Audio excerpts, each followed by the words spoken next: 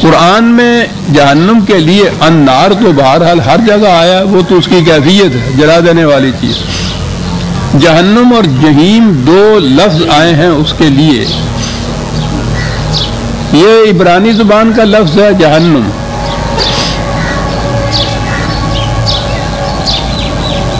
یہ دو لفظوں سے مرکب ہے، جی ہنوم۔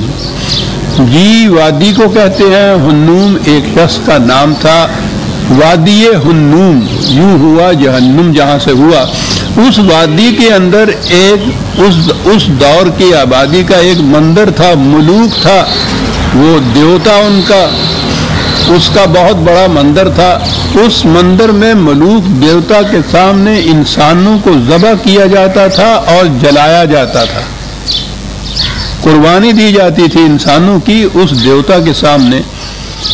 تو یہ تو عہد پارینہ کے اندر یہ چلی آتی ہیں اس قسم کی قربانیاں دیوتاؤں کے سامنے، دیووں کے سامنے۔ ہمارے ہاں بھی جہالت کے اندر آپ دیکھتے ہیں کہ وہ بچوں کو ذبح کر دیتے ہیں۔ بہرحال اس دیوتا کے سامنے اس کے حضور انسانوں کو ذبح کر کے جلایا جاتا تھا، یہ خصوصیت تھی جہنم کی۔ تو جہنم ہے وہ زندگی کی حالت جس میں انسانیت ذبح ہوتی ہو، جلا کر راکھ ڈھیر کر دی جاتی ہو۔ یہ انسانوں کو جلانے والی بات تو کوئی شے ہی نہیں ہے۔ جسم جل جائے تو مرہم لگائیے آرام آ جاتا ہے، لیکن جہاں انسانیت ذبح ہو جائے اور وہ جلا کر راکھ کا ڈھیر بنا دی جائے، یہ وہ جہنم ہے جس میں کہا ہے کہ تم نکل نہیں سکتے۔ جہیم ہے دوسرا لفظ۔ آپ کو یاد ہے کہ میں نے بتا رہا ہوں کہ قرآن تصور یہ دیتا ہے کہ زندگی آگے چلتی ہے، بڑھتی ہے، ارتقائی منازل طے کرتی ہے، اوپر کو اٹھتی ہے، آگے جاتی ہے۔ یہ ایوولوشن کا پروسیس ہے لائف کا، اور اسی لیے یہ کنٹینیوٹی، یہ تسلسل جو ہے زندگی کا، وہ یہاں کی زندگی سے اگلی منزل ہے، کچھ اونچی منزل ہے اس سے ارتقاء کی۔ جہیم کہتے ہیں وہ مقام جہاں کوئی شے چلتی ہوئی رک جائے، تو جہاں کسی کی پروگرس رک جائے، نشو و نما رک جائے، آگے بڑھنا رک جائے، منزل جو ہے کھڑا ہو جائے، جامد ہو جائے، منجمد ہو جائے، جس مقام کے اوپر بھی، وہ اس کی جہنمی زندگی ہے۔ اور یہی ہے زندگی جہاں پھر وہ جلانا شروع ہوتا ہے انسان کا۔ یہ کس چیز کا جلانا ہے؟ یہ جسموں کا جلانا نہیں ہے۔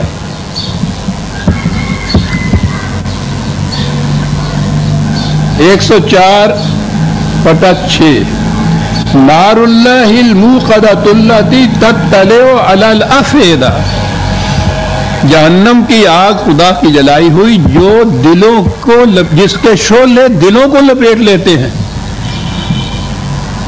یہ تو وہ شعلے ہیں جو دلوں کو لپیٹتے ہیں۔ اب اس کے بعد ہم میں سے ہر شخص محسوس کر لے گا کہ ہم کس قسم کی جہنم میں ہیں۔ ہمارے دل کس طرح سے جلتے رہتے ہیں،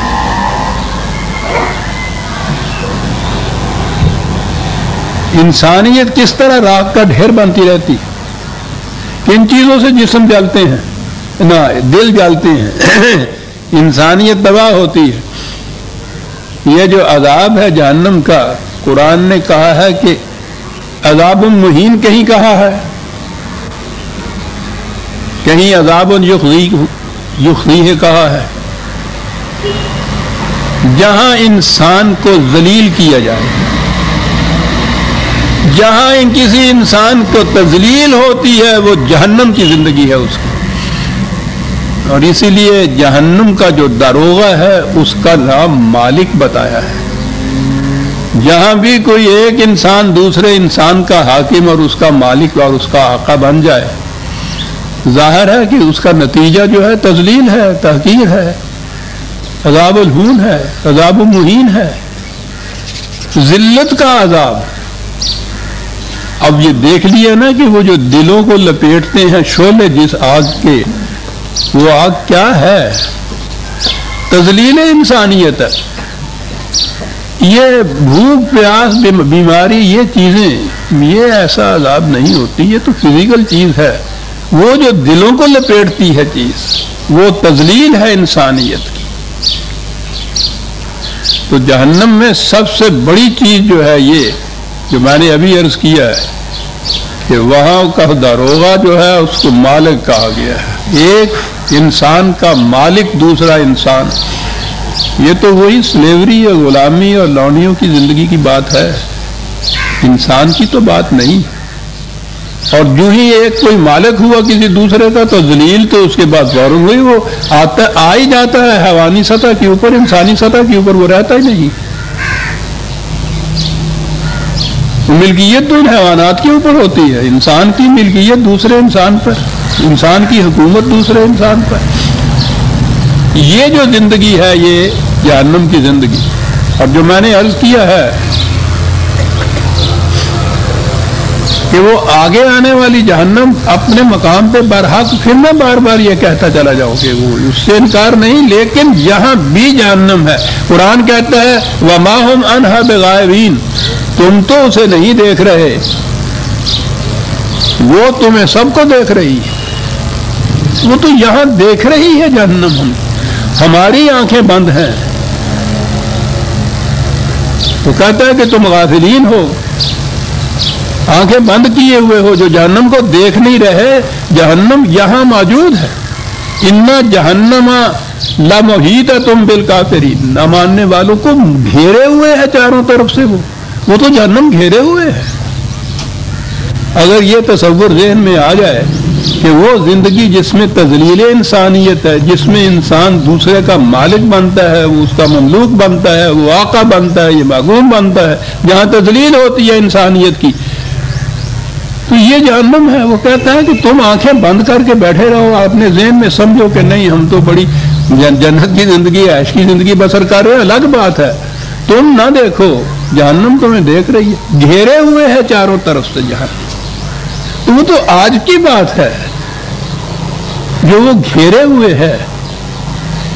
اس تصور کو ذہن میں لے کے برادران عزیز چلتے پھرتے اٹھتے بیٹھتے کبھی سوچئے گا کہ کتنے شعلے ہیں جو ہمارے دلوں کو جلا رہے ہیں، کس کس قسم کی وہ آگ ہے جو بھڑکائی ہوئی جا رہی ہے، جو محیط ہے چاروں طرف سے ہمارے.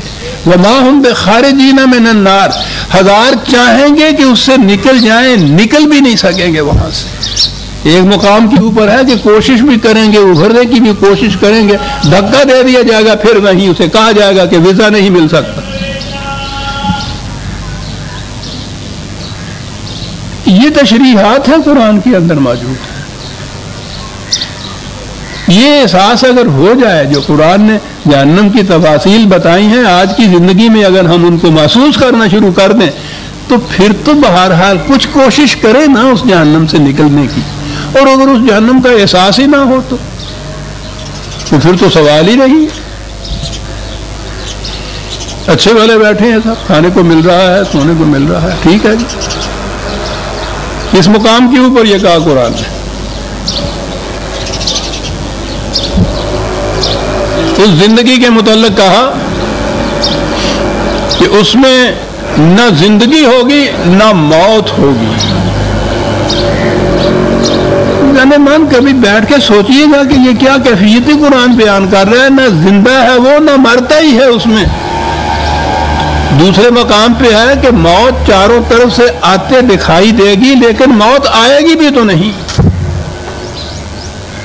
ہم نے چاہا تھا کہ اندوہ وفا سے چھوٹنے، وہ ستمگر میرے مرنے پہ بھی راضی نہ ہو. چاروں طرف سے موت آتی دکھائی دے گی، مرے گا بھی نہیں. مر جائے تو جان چھوٹ جائے، لیکن یہ تو ابدی جہنم ہے جب تک سانس ہے. قید حیات و بندے غم اصل میں دونوں ایک ہیں. موت سے پہلے آدمی غم سے نجات پائے کیوں؟ یہ جہنم ہے. وما ہم بخارجین من النار.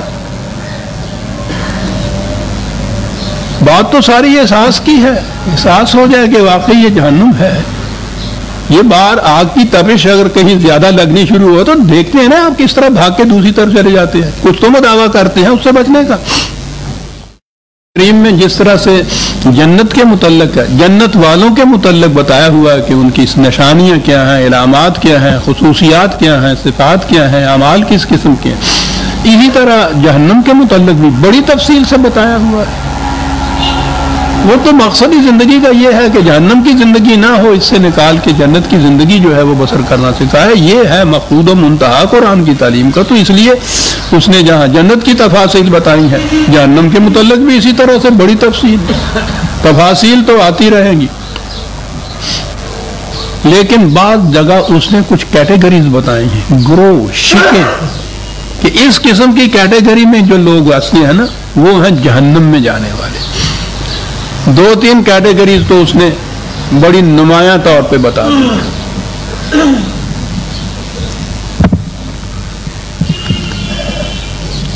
سورہ توبہ کی آیت 9/34 جو ہے،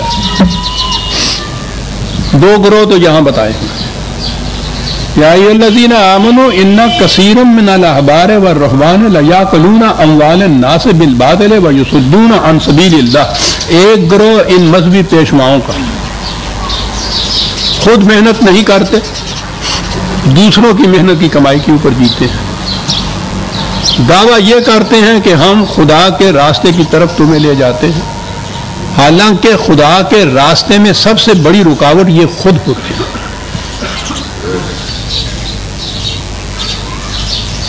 غور فرمایا آپ نے یہ کیا کہا؟ پہلی چیز یہ ہے دوسرے کی محنت کی کمائی کے اوپر عیاشی کی زندگی بسر کرنا ہے، ابھی آئے گا یہ لفظ. اور پھر دوسری یہ چیز کہ وہ کمائی کرنا یہ کہہ کے کہ ہم تمہیں خدا کے راستے کی طرف لے جا رہے ہیں، خدا کے راستے میں سب سے بڑی رکاوٹ یہ ہوتے ہیں، یعنی نہیں دیتے وہاں. دوسری کیٹیگری والذین یکنزون الذھب والفضة ولا ينفقونها فی سبیل اللہ. جو لوگ زندگی کی یہ چیزیں جتنی بھی ہیں انسان کی ضرورتوں کے لیے ہیں، ضرورت پوری ہو جانے کے بعد جو باقی فالتو بچا ہوا ہے اس کو اقتناز جسے کہتے ہیں جمع کر کے رکھ لینا اس کو،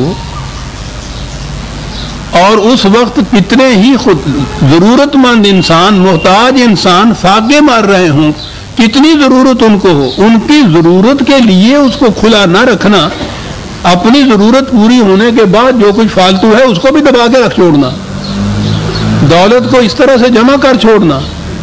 حالانکہ یہ سامان رزق، وہ دولت تو ذریعہ ہوتا ہے ان چیزوں کو خریدنے کا. یہ تو اس لیے بنایا تھا کہ تمام انسانوں کی ضروریات زندگی پوری ہوتی رہیں، لیکن اس قسم کا معاشرہ جس میں تقسیم کی یہ صورت ہو کہ جس کا داؤ چلے وہ جتنا جی چاہے سمیٹ کے لے جائے اور باقی بھوکے مارتے رہیں. کہا یہ لوگ جو اس طرح سمیٹ کے رکھ لیتے ہیں تو 2 کیٹیگریز بتا دی. تو یہی یہ مذہبی پیشوائیت علماء اور مشائخ دونوں اس کے اندر قرآن نے ذکر کر دیا ہے. اور وہ لوگ کہ جو اپنی ضرورتوں سے زائد جو کچھ ہے اس کو اس طرح سے دبا کے جمع کر کے رکھ لیتے ہیں. فبشرہم بعذاب علیم، اے رسول ان کو اعلان کر دو ایک دردناک عذاب کا.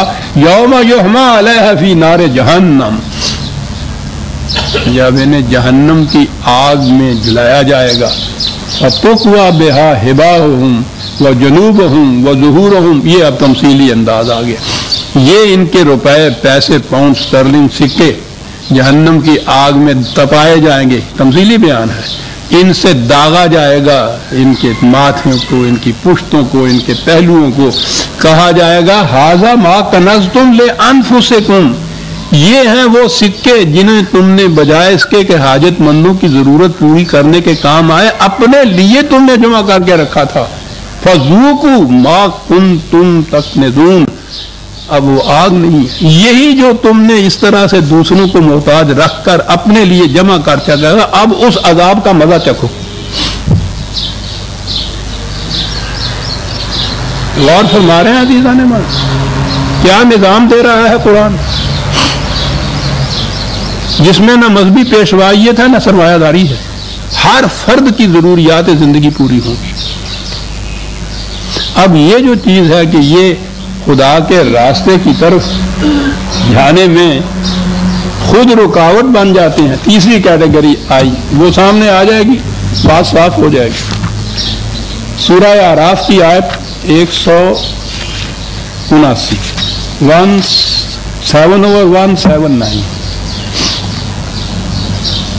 دو گروہ، دو شکیں، دو کیٹیگریز ہمارے سامنے آ گئی. یہ تیسری کیٹیگری ہے ان عوام کی.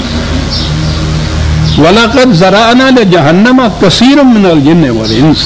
کہتے ہیں یہ آبادیاں متمدن دنیا کی شہروں کی ہوں، آبادیاں باہر کی ہوں، کچھ لوگ ایسے ہوتے ہیں کہ جن کے حالات بتا رہے ہوتے ہیں کہ یہ تو جہنم میں جانے والے ہیں. یہی پتہ چل جاتا ہے، یعنی اس نے بتایا ہے علامت کہ ان کو دیکھ کے پتہ چل جاتا ہے کہ یہ جہنمی ہے.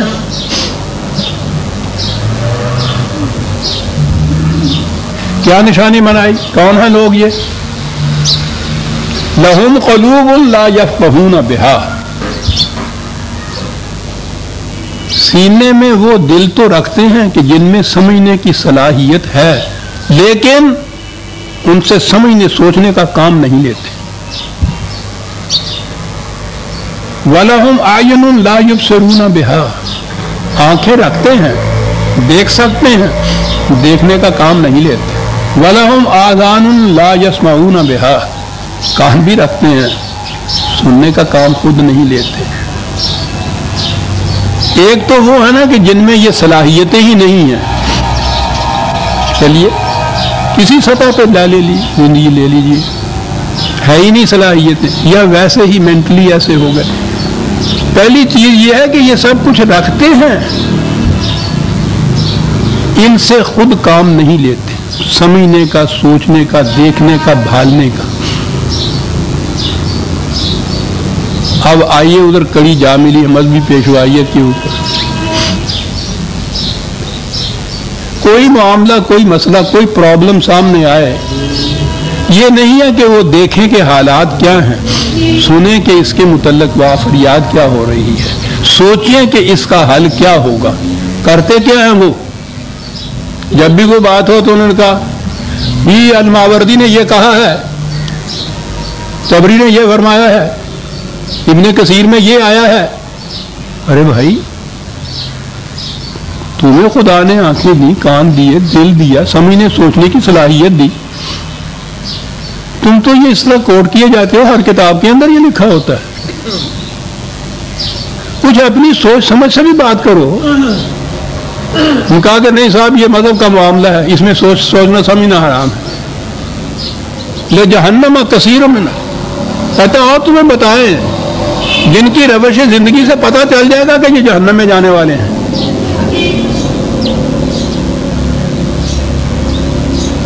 یہ سطح زندگی انسان کی نہیں ہے، یہ حیوان کی سطح زندگی ہے.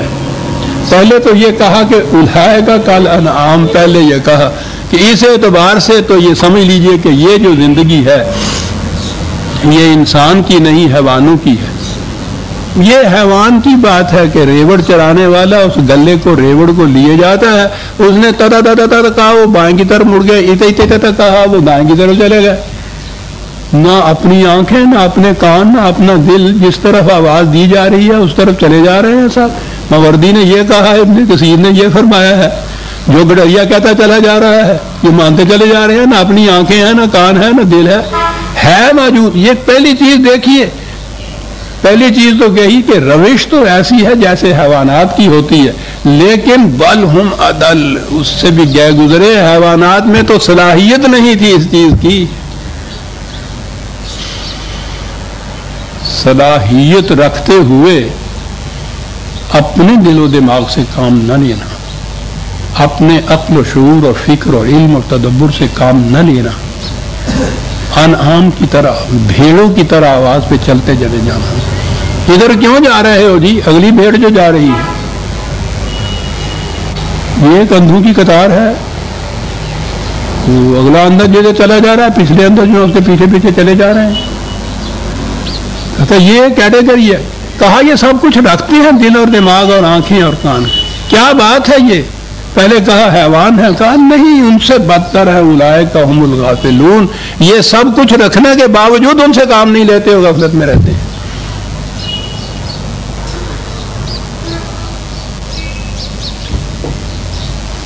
اور کیٹیگری جو ہے ان کو تو افسر دست چھوڑ دیجیے. یہ 3 کیٹیگریز ہی لے لیجیے.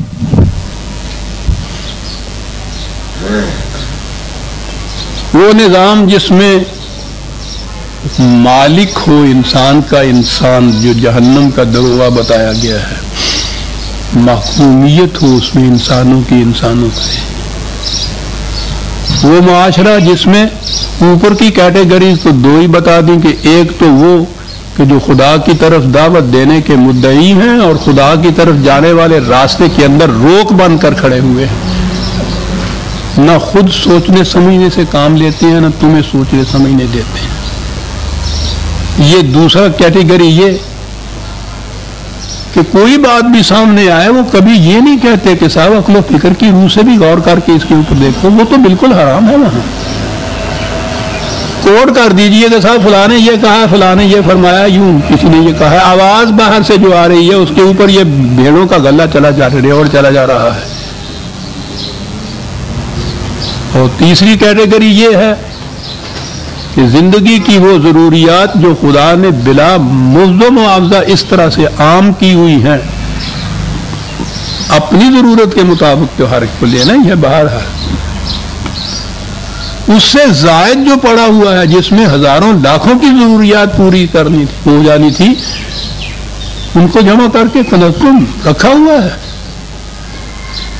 کسی کام نہیں آ رہا، ان کو محتاج بنا رکھا ہے۔ یہ تیسرا نظام کے اعتبار سے آپ دیکھیں، یہ نظام سرمایہ داری ہوتا یہ ہے کہ معنی ہوتے ہیں کہ ہر فرد کو حق حاصل ہے، جتنی جی چاہے دولت وہ جمع کرتا رہے، اس سے فکر نہیں ہوتی کہ کتنے محتاج ہو جاتے ہیں، محروم ہو جاتے ہیں اس دولت سے۔ وہ دولت تو اگر قرآن نے جو کہا ہے کہ اس طرح سے دولت کی گردش نہ کرو کہ وہ ایک اوپر کے طبقے میں ہی پھرتی رہے، یہ ذریعہ ہے انسانوں کی نشو و نما کی اشیاء کے پیدا کرنے یا خریدنے کا، یہ سارے طبقے کے اندر اس کو گردش کرنا چاہیے۔ اوپر کرتی چلے جائے گی تو نیچے کا طبقہ محروم رہ جائے گا نا۔ تو یہ دو کیٹیگری تو یہاں ہو گئے، مذہبی پیشوائیت، سرمایہ داری۔ اب رہے وہ دوسرے عوام، ان کے متعلق کہا کہ اگر وہ سمجھنے سوچنے کی صلاحیت رکھنے کے باوجود سوچ کے کام نہیں لیتے اور جو کچھ کوٹ کر دیا جاتا ہے، حوالہ دے دیا جاتا ہے، ریفرنس دے دی جاتی ہے، کہہ دیا جاتا ہے کہ یہ فرمایا اور یہ آیا ہے اور اس کے مطابق وہ چل پڑے بھیڑوں کی طرح، یہ بھی جہنم کی زندگی ہے جو بسر کر رہے ہیں۔ آگے چل کے ہمارے سامنے مین آئٹم جو یا مین کیٹیگریز جس کو آپ کہیں گے نا، وہ یہی آئیں گی۔ خدا کے نام پہ دھوکہ دینے والے، خدا کے نام پہ دھوکہ دینے والے، دوسروں کو ضروریات سے محروم رکھ کر اپنے لیے جمع کرتے ہوئے چلے جانے والے، عقل و فکر سے کام نہ لینے والے، صلاحیتیں رکھنے کے باوجود۔ عزیزان مان، اب اس کے بعد ذرا آنکھیں کھول کے دیکھیے گا کہ کس قسم کی جہنم ہے جس کے اندر ہم محیط ہیں جو ہمارے اوپر۔ اب یہیں سے بات کو جہنم کی آ گئی، وَأَصْحَابُ الشِّمَالِ وَمَا أَصْحَابُ الشِّمَالِ، یہ پہلے اصحاب یمین تھے، خوش بخت برکت والی زندگی والے، اب دوسری طرف آئے، ان کے ہاں یہ دوسری کیٹیگری شمال جو کہتے تھے وہ بد نصیب جسے ہم عام طور پہ کہا کرتے ہیں، ورنہ قسمت اور نصیب کے تو الفاظ ہم نے وضع کر لیے ہیں اپنے لیے کہ بڑا بد قسمت ہے، بڑا بد نصیب ہے۔ نصیب تو وہ ٹھیک ہے کہ اس کے حصے میں کچھ نہیں آتا، یہ قسمت کا تصور تو بڑا غلط ہے، غلط نظام ہے جس کے اندر جہنم میں پھنسے ہوئے جو ہوتے ہیں وہ سارے بد نصیب ہوتے ہیں۔ وہ اصحاب الشمال اس معنی میں جس میں ہم کہتے ہیں نا کہ اب آئیے ان کی طرف جو بڑے بد نصیب ہیں بیچارے، کیونکہ ادھر اصحاب یمین کہا تھا جس کے معنی دائیں ہاتھ والے ہوتے ہیں، فی سموم و حمیم۔ اب وہ آئی تمثیلی بیان جو آیا ہے، وہی جس کو عذاب کہا جائے گا۔ عرب جیسا ملک، صحرا جیسا، ہم تو جانتے ہی نہیں سموم ہوتی کیا ہے کم بات۔ یہ تو کبھی کبھی ہمارے ہاں لو چلتی ہے تو اس لو میں بھی آپ دیکھیے اس کے تھپیڑے کیا کرتے ہیں انسان کو، لیکن یہ لو تو اس لو کے مقابلے میں شے کچھ نہیں ہوتی۔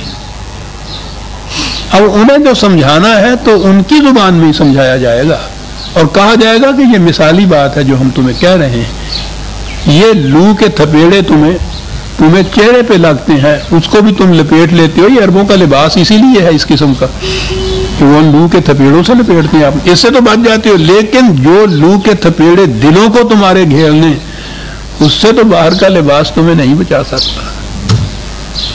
وَظِلٍّ مِّن یَحْمُومٍ، صحراؤں کے اندر سایہ دار درخت کا مل جانا بڑی نعمت۔ کہا سایہ تو کر سکتے ہو، ایک سایہ وہ ہے جو مہمان کے لیے کیا جاتا ہے، صاحبان شامیانہ یہ لٹکایا جاتا ہے، اس میں ٹھنڈک بھی ہوتی ہے، اس میں عزت بھی ہوتی ہے۔ کہا کہ ایک سایہ ہوتا ہے کارخانے کی چمنی کا دھواں نکلے اور سورج کے سامنے آ جائے، کیا مثال ہے سایہ۔ کہ سایہ تو اس سے بھی ہوتا ہے، لیکن لا بارد ولا کریم، نہ وہ سایہ ٹھنڈا ہوتا ہے نہ اس میں عزت ہوتی ہے۔ یہ جو دوسروں کی کمائی، میں بھی عرض کروں گا کہ یہ کن کے متعلق ہے؟ کہا کن کی بات کر رہے ہیں ہم؟ انہم کانوا قبل ذالک مترفین، یہ وہ لوگ تھے جو اس سے پہلے دوسروں کی محنت کی کمائی پہ زندگی بسر کیا کرتے تھے۔ الفاظ موجود، اس دولت سے وہ سامان تو خرید لیں گے کہ وہ سائے کا سامان بھی ہوگا، ٹھنڈک کا سامان بھی وہ ہو، لیکن کہا کہ غور سے دیکھو تو اس سامان کے اندر عزت نہیں ملے گی، ٹھنڈک نہیں ملے گی۔ ٹھیک ہے جسم پہ سایہ ہو جائے گا، ٹھنڈا بھی ہو جائے گا، اور اب تو ایئر کنڈیشنر بھی لگائے جا سکتے ہیں، لگاتے ہیں، یہ سب کچھ ملے گا، لیکن وہ جو دلوں کو لپیٹے ہوئے ہیں شعلے، ان سے وہ ٹھنڈے نہیں ہو سکیں گے۔ وَقَانُوا يُصِرُّونَ عَلَى الْحِنْثِ الْعَظِيمِ، پھر یہ مصیبت یہ کہ ان کو کہا جاتا تھا کہ بھئی یہ بہت بڑا جرم ہے انسانیت کا جو تم کر رہے ہو، دوسروں حاجت مندوں کو محروم کر کے اور اپنے پاس بے فائدہ ایک چیز، بیکار ایک چیز رکھ چھوڑنا، یہ بہت بڑا جرم ہے۔ اور پھر جو تذلیل ہے انسانیت کی، یہ تو ناقابل تلافی جرم ہے عزیزان من، یہ بخشا ہی نہیں جا سکتا۔ کہا جاتا تھا ان سے، لیکن بھائی وَكَانُوا يَقُولُونَ، بڑی عجیب بات کی، کہا یہ کہتے تھے کہ صاحب دیکھ لیجئے ہم تو عیش کرتے ہیں، ہمارا کوئی کچھ نہیں بگاڑ سکتا، ہم ماخوذ نہیں ہو سکتے، گرفت میں نہیں آ سکتے، آ بھی جائیں ہمیں پتہ ہے کیسے چھوٹ سکتے ہیں، چھوٹتے ہیں۔ کہا ایک ہی بات ہے جو اس سے بچا سکتی ہے، وہ یہ کہ یہاں ان کی گرفت سے تو ہم چھوٹ سکتے ہیں، لیکن خدا کے قانون مکافات عمل کی گرفت سے تو ہم نہیں چھوٹ سکتے۔ اس کی گرفت کا تو یہ عالم ہے کہ یہاں اگر کوئی مجرم مفرور بھی ہو جائے، جسے اشتہاری مجرم کہتے ہیں، وہ بہرحال اسی دنیا میں کہیں پھرتا ہوگا، اسی لیے کبھی نہ کبھی 5-7 سال 10-10 سال کے بعد قابو آ جاتا ہے۔ یہ ذہن میں آ جائے کہ یہاں اگر ہم بھاگ جائیں گے تو چھوٹ جائے۔ وہ کہتا ہے کہ خدا کے قانون مکافات کی گرفت سے بھاگ کر کہاں جاؤ گے؟ وہاں تو مرنے کے بعد بھی تم نہیں چھوٹ سکتے، زندگی آگے چلے گی، وہاں پکڑے جاؤ گے۔ اور ایک ہی چیز ہے عزیزان من جو اخلاق کو سنوار سکتی ہے، نظام کو سنوار سکتی ہے، جس سے یہ خرابیاں دور ہو سکتی ہیں، بنیادی چیز خدا کے قانون مکافات عمل پر ایمان۔ جس چور کو یہ پتا ہو کہ سامنے سپاہی کھڑا ہے، وہ اس وقت تو کبھی چوری نہیں کرے گا۔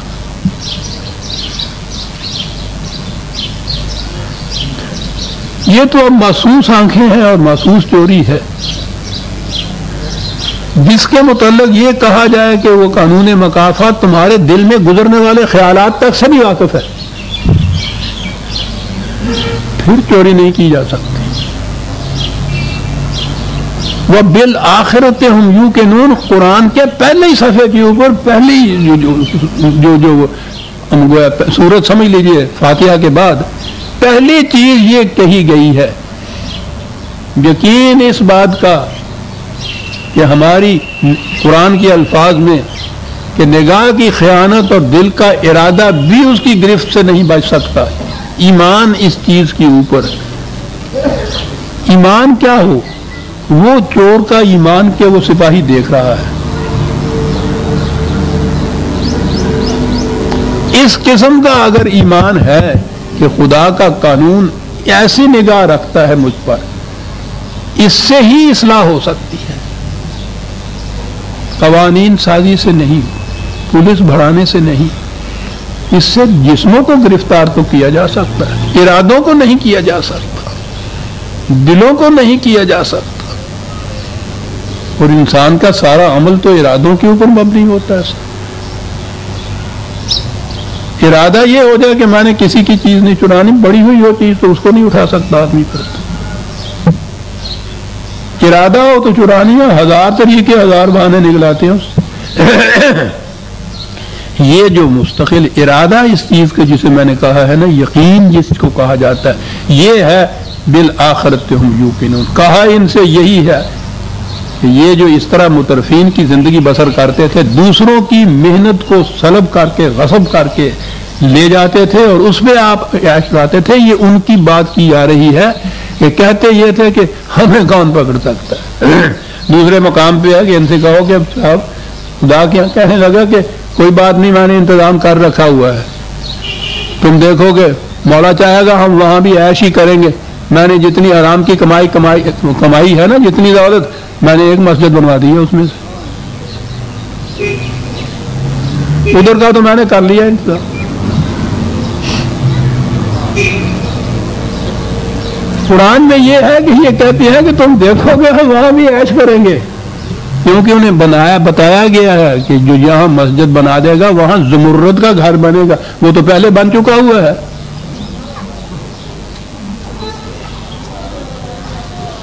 وہ کسی اور کو دیا بھی نہیں جا سکتا، وہ کرایہ دار بھی اس میں نہیں ہوگا، خالی ہوگا، پڑا ہوا وہاں، چابی ہمارے پاس ہوگی، جائیں گے کھول کے بیٹھ جائیں گے.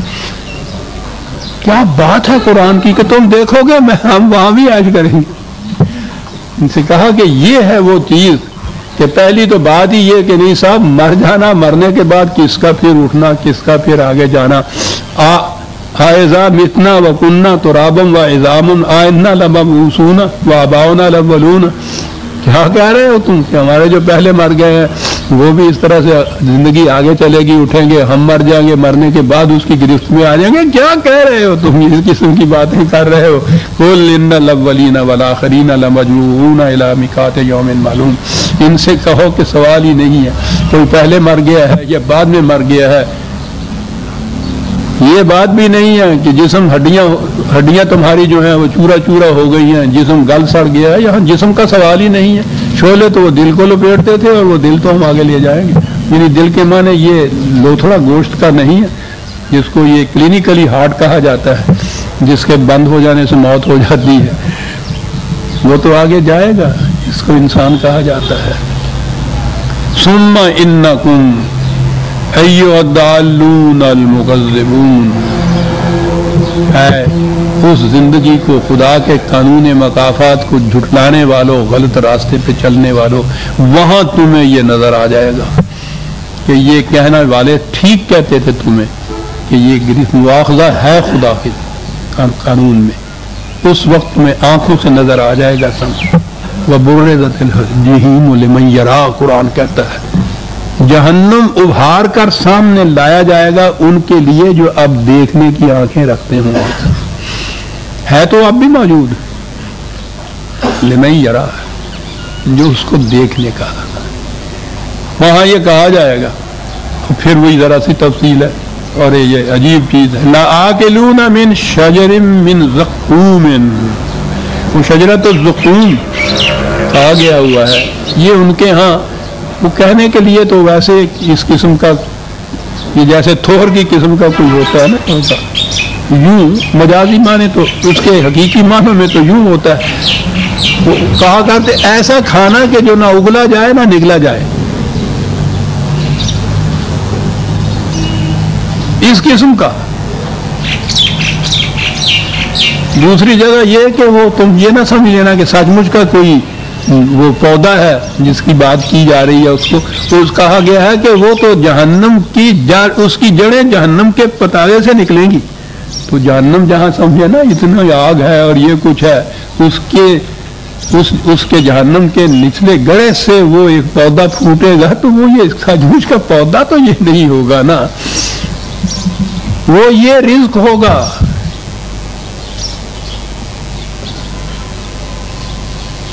یہی بات بتا دی کہ یہ کون لوگ ہیں جن کو یہ رزق ملے گا. 44/44 بڑی تفصیلات ہیں عزیزان من جہنم کی زندگی. بچ ہی سکتا ہے انسان اس طرح سے. 44/45 والی لے لیجیے.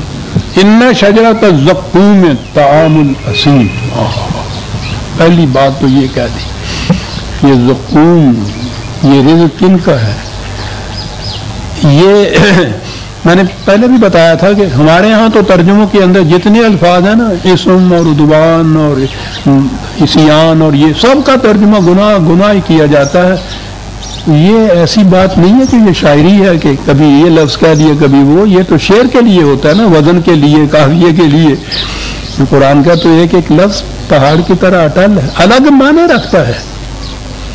اسم ہوتا ہے جس میں انسان تھک جائے، مزمل ہو جائے محنت کرنے کی، اس میں سخت باقی نہ رہے. یہ دوسروں کی کمائی کے اوپر جب جینے کی عادت پڑ جائے، اس میں محنت کرنے کی سخت ہی نہیں رہتی. اس لیے اس نے نظام یہ بتایا ہے کہ لیس للانسان الا ما سعی، محنت کا معاوضہ ملنا چاہیے. یاد رکھو، اس سے قومیں زندہ رہتی ہیں. اگر بغیر محنت کیے ہوئے آپ اس قسم کی عیاشی کی زندگی بسر کر سکتے ہیں تو محنت کرنے کی صلاحیت ہی ختم ہو جاتی ہے. اس کے بعد آپ اس قابل ہی نہیں رہتے کہ زندہ محنت کرنے والے جفاکش انسانوں کے ہمدوش چل سکیں. اور ان کے ہاں ناقۃ عاصمہ اس اونٹنی کو کہتے تھے جو تکان کی وجہ سے باقی ڈار سے پیچھے رہ جائے، آگے ان کے ساتھ چل نہ سکے. برادران عظیم، افراد کو چھوڑ دیجیے، قوموں کو دیکھیے، اپنی قوم کو دیکھیے. زندہ قومیں جو اس سطح پہ جو زندہ قومیں ہیں، فزیکلی بھی جو زندہ قومیں ہیں، میٹیریلی بھی جو زندہ قومیں ہیں، ہم تو ان کے ساتھ چلنے بھی قابل نہیں رہے. ہم سے زیادہ ناقۃ عاصمۃ کون ہوگا؟ تھکی ہوئی اونٹنی کون ہوگی؟ قافلہ آگے جا رہا ہے، ڈار آگے جا رہی ہے، ہم ان کے ساتھ نہیں چل سکتے کہ تھک چکے ہوئے. کیسے تکان آتی ہے؟ محنت کرنی چھوڑ دی جائے اگر تو. کہا کہ یہ جو تھا آکلون شجرۃ من زقوم طعام الاثیم تھا. کس کو دیا جائے گا؟ یہ انہیں دیا جائے گا اور کہا جائے گا ذق. بڑی زور کا ظالمان کام جانے. ذق ٹھوسا جائے گا اس کے منہ میں، کہا جائے گا. یہ لفظ ہی آپ دیکھیں، یہ ذق کا لفظ جو قرآن میں، وہ تو ایک لفظ کے اندر بحق آتی ہے. انداز قرآن کا لفظ میں تصویر کھینچ دیتا ہے. ٹھوسا جائے، کھایا نہ جا سکے، نگلا نہ جا سکے. اس سے کہا کہ چکھو، چکھنا پڑے گا. کیوں؟ انا کا انت العزیز الکریم. وہاں تو بہت بڑا آنریبل بنا پھرتا تھا سر. اپنے آپ کو بڑا صاحب عزت بنا رہا تھا، عزیز بھی کہ میں بڑی قوتوں کا مالک ہوں. کریم بھی سمجھتا تھا کہ صاحب میں بڑا باعزت ہوں. صاحب دولت جب معیار ہو جائے آپ کے قوت کی، عزت کی، محنت کرنی چھوڑ دیتا ہے آدمی، پھر عظیم ہو جاتا ہے. یہ دیکھیے، یہ طعام عظیم کہا گیا ہے. کھانے کی تو صلاحیت یہ ہے نا کہ کھائے تو توانائی آئے انسان کے اندر، قوت آ جائے، چلنے کی طاقت آ جائے. بیمار کے بعد بھی کہتے ہیں کہ صاحب انہوں کوئی کھلاؤ پلاؤ ہے، تھوڑا جہاں تندرست ہوئے. طعام جو ہے صحیح، اس کا یہ نتیجہ ہونا چاہیے. لیکن ایک طعام وہ ہے کہ اس کے بعد اور زیادہ توانائی کام ہو جائے. وہ یہ ہے طعام جو دوسروں کی محنت کے اوپر آدمی کھاتا ہے، اس کی توانائی اسی طرح کم ہوتی چلی جاتی ہے. خواہ وہ فرد ہو خواہ وہ قوم ہو، صحیح کی اس کے اندر ہمت ہی نہیں رہتی، پھر محنت کر کے کھانے کی عادت ہی نہیں رہتی اس کے لیے۔ طعام الاسیم قرآن ہے، یہ ہے وہ رزق جس کو زقوم کہا گیا ہے۔ ذق انک انت العزیز الکریم، یہ ہے وہ دولت کے انبار ہیں، بہت بڑا صاحب قوت اور صاحب عزت کریم بھی ساتھ ہے کہ بڑا معزز سمجھتا تھا۔ ان کی بارگاہ میں جب وہ استقبالیہ میں وہ پڑھا جاتا ہے نا، اس کے ہاں کا جو فریم کر کے پھر جو دیا جاتا ہے، اس میں القاب ان کے جو ہوتے ہیں وہ ذرا دیکھیے، عزیز و کریم تو دو ہی لفظ ہیں صاحب، دنیا بھر کے اوصاف ان کے ہاں، اس لیے کہ اس نے زیادہ سے زیادہ غریبوں اور محنت کشوں کی دولت کو سلب کیا تھا۔ ذق انا کا انتن، عربی جاننے والے جانتے ہیں کہ پہلے انا کا بھی کہا پھر انتا بھی کہا، اس میں بڑی شدت سے ایک چیز بیان کی جاتی ہے۔ چکھ اس کو، کھا اس کو، بہت بڑا بنا پھرتا تھا، مترفین میں اس کا طبقہ تھا۔ یہ ہے وہ رزق عزیزان من جس کے متعلق وہ کہا گیا تھا کہ اے طائر لاہوتی، اس رزق سے موت اچھی جس رزق سے آتی ہو پرواز میں کوتاہی۔ یہ پرواز میں کوتاہی آ جاتی ہے، اس رزق سے محنت کرنے کی عادت ہی نہیں رہتی، پھر وہ فرد بھی اس طرح سے مزمل ہو جاتے ہیں اس کے قبا، قومیں بھی اس طرح سے تباہ ہو جاتی ہیں، دوسری قوموں کے ہم دوست چلنے کے وہ قابل ہی نہیں رہتی۔ اس طرح سے اگر مانگ تانگ کے کہیں سے روٹی کھا کے گزارا بھی کیا، لیکن اس رزق سے اور توانائی کام ہوتی چلی گئی، اس رزق سے موت اچھی۔ کیا بات کیا ہے، یہ شخص ہے، یہ ہے شجرۃ الزقوم عزیزان من۔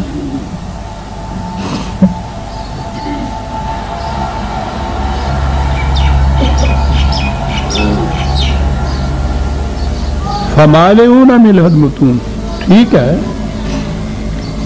پیٹ تو بھر جائے گا، توانائی نہیں آئے گی اس سے۔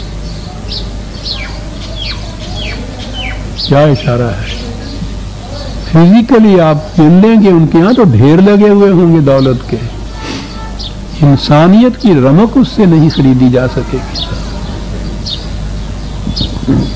فشاربون علیہ من حمیم، پینے کے لیے بھی قرآن نے دو ہی قسم عذاب میں پانی بتائے ہیں، اور وہ پودوں کی مثال دے کے بتایا۔ ایک تو ابلتا ہوا پانی، پودا کھیتی اس کی زندگی پانی پہ ہوتی ہے، اسی سے وہ پھوٹتی ہے کونپٹ، اسی سے وہ بڑھتا پھولتا پھلتا ہے، لیکن اگر کھولتا ہوا پانی ڈال دیا جائے اچھا بھلا پودا بھی جھرمر ہو کے رہ جاتا ہے۔ اور دوسری طرف قرآن نے ایک دفعہ کہا کہ اگر وہ برفیلا پانی، برف جیسا یخ بستہ پانی ہو، جب بھی مرجھا جاتا ہے وہ، افراط و تفریط دونوں مار دیتی ہے۔ اس نے کہا ہے کہ افلاس سے بھی قومیں تباہ ہوتی ہیں، اس نے کہا ہے افراط زر سے بھی قومیں تباہ ہوتی ہیں۔ نہ کھولتا ہوا پانی اس کے لیے مفید ہوتا ہے، نہ یک بستہ مفید ہوتا ہے۔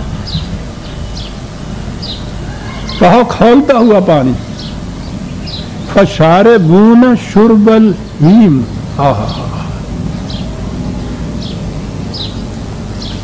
ایک تو ضرورت ہوتی ہے نا انسان کی، بھوک لگی ہوئی ہے، ضرورت ہے، ایک روٹی کھا لے گا، دو کھا لے گا، چار کھا لے گا، اس کے بعد تو بھوک ختم ہوگی، ٹھیک ہے، بھوک احتیاج پوری ہو گئی۔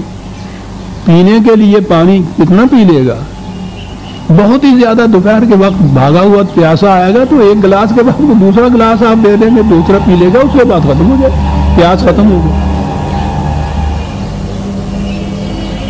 ان کے ہاں ایک بیماری لگتی تھی اونٹوں کو، پتہ نہیں ادھر کی جانوروں کو بھی، مواشیوں کو لگتی ہے، اسے جھوٹی پیاس کہتے تھے۔ جھوٹی پیاس میں مارا مارا وہ پھرتا تھا، پانی پیتا تھا، پیاس بجھتی نہیں تھی۔ غور فرماتے ہیں آپ، یہ نظام سرمایہ داری، یہ سرمایہ داروں کا نقشہ کیا کھینچا ہے۔ ضرورت کے لیے تو ایک حد متعین ہوتی ہے، اس سے زیادہ کتنا کروڑپتی کیوں نہ ہو صاحب، وہ بھی اگر وہ بھوک اس کی 2 روٹی کی ہے 3 نہیں کھا سکتا، لیکن روپے کروڑوں بینک میں جمع کرتا چلا جاتا ہے، اس کی حد نہیں ہوتی۔ یہ کیا ہے؟ الہاکم التکاثر حتی زرتم المقابر، ضرورت نہیں، ایک دوسرے سے آگے بڑھنے کی ہوس جو ہے وہ اس کو لیے چلے جا رہی ہے، یہ بھاگتا چلا جا رہا ہے، تھکا ہوا بھاگ رہا ہے تاکہ قبر کے گڑھے میں جا گرتا ہے۔ کہا کہ وہ پانی جو ہے وہ اس پیاسے اونٹ کی مانند ہے، ان کی کیفیت، پانی پیتا ہے پیاس بجھتی نہیں ہے، ان کی پیاس وہ حقیقی پیاس نہیں ہے جو 1 یا 2 گلاسوں سے بجھ جائے، وہ تو شرب الہیم ہے، اس اونٹ کی پیاس ہے کہ جس کی پیاس بجھتی نہیں ہے۔ الہاکم التکاثر حتی زرتم المقابر، ایک ریس لگی ہوئی ہے زیادہ سے زیادہ دولت جمع کرنے کی، چلے جا رہے ہیں، بھاگے چلے جا رہے ہیں اس کے پیچھے جناب، ہیم کی طرح، اس اونٹ کی طرح جس کی پیاس بجھتی نہیں ہے۔ حتی زرتم المقابر، تاکہ قبر کے گڑھے میں جا پڑتے ہیں۔ یہ ہوگا وہاں ھذا نزلہم یوم الدین، نتائج کے برآمد ہونے کا جو وقت آئے گا اس میں اس انداز کی ان کی مہمانی ہوگی کہ یہ بہت بڑا اپنے آپ کو معزز اور آنریبل سمجھا کرتا تھا۔ ہاں ایک لفظ اور، نحن خلقناکم فلولا تصدقون، بات اب دلائل پہ آ گئی آگے، یہ بات جو تم کہتے ہو کہ اس مرنے کے بعد کی پھر تم زندگی کو کہہ رہے ہو، قرآن اس کے لیے محسوس اور مشہود مظاہر سے دلائل دیتا ہے، اسی زندگی کی یہ جو فزیکل لائف ہے دلائل دیتا ہے اس کی، یہ نہیں کہتا کہ وہ اسی قسم کی ہے لیکن دلائل دیتا ہے۔ کہتا ہے پہلی چیز جو ہے کہ تمہیں یہ معلوم ہے یہ کہنے والا کون ہے، یہ زندگی آگے چلے گی، یہ کہنے والا وہ ہے کہ جس نے تمہیں پیدا کیا نہ لے کہ تم تھے ہی نہیں۔ کیا دلیل ہے؟ جو عدم سے وجود میں لا سکنے کے قابل ہے، جو تم کہتے ہو وہ تو یہی ہے نا کہ یہ جسم تمہارا جو ہے ہڈیاں بوسیدہ ہو جائے گا، ہڈیاں بوسیدہ ہو جائیں گی، گل سڑ جائے گا۔ چلیے لوگوں سے بھی پوچھئے تو مادہ تو انڈسٹرکٹیبل ہوتا ہے، یعنی معدوم نہیں ہوتا، یہ اور تبدیل ہو جاتا ہے، وہ مٹی میں مل جائے گا جسم تمہارا، کیڑے کھا جائیں گے، وہ اجزاء اس کے یوں تو پریشان ہو جائیں گے، ہوا کرے، وہ تو رہیں گے۔ وہ کہتا ہے وہ یہ کہنے والا وہ ہے جس نے اس طرح تمہیں پیدا کیا کہ تم معدوم تھے، تم کوئی شے ہی نہیں تھے، فرام نتھنگنیس ٹو کریشن۔ اس کے لیے کیا مشکل ہے کہ جسے تم کہتے ہو کہ موت آ گئی، ہڈیاں گل سڑ گئی اور تمہیں زندگی دے دے، وہ سوچو تو صحیح، اس پہ مانتے ہو نا اس چیز پہ کہ واقعی اس حالت سے اس نے تمہیں زندگی دی اور انسان بنایا اور یہ زندگی قائم ہے، وہ کہنے والا یہ کہہ رہا ہے، تم کس طرح سے جھٹلا سکتے ہیں اس کو؟ فلولا تصدقون۔ اور آگے پھر اس کی تشریح چلتی ہے اسی دلیل کی۔ عزیزان من، آج کا وقت ہو گیا، ہم سورہ الواقعہ کی آیت 57 تک آ گئے ہیں۔